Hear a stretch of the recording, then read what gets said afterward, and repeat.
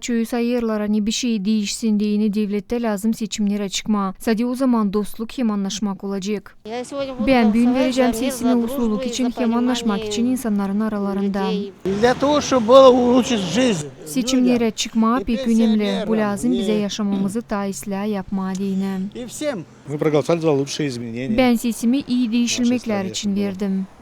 Kendi sesini yaşamanın iyi tarafa değişmesi için hem uşakların geleceği için verdim olduğu devletin parlament deputatı kandidatı Maria Akbaş. Bugün ben umutlanıyorum. Hani biz hepsicimiz verdik doğru bizim seslerimizi. Biz verdik seslerimizi hani bizim gelecek vakıtımızda olsun zenginlik hepsicinde, olsun sağlık hepsicinde. Hepsici kim ister görmeyi sabahki günü görsün onu açık, bak hem korkusuz. Vakitsiz parlament seçimlerinde payalırlar 23 konkurent, onlardan 20 partiya, 2 blok hem bir bağımsız kandidat. Alona Terzi, Sergey Georgiev, Artem Topal, GRT Haberler.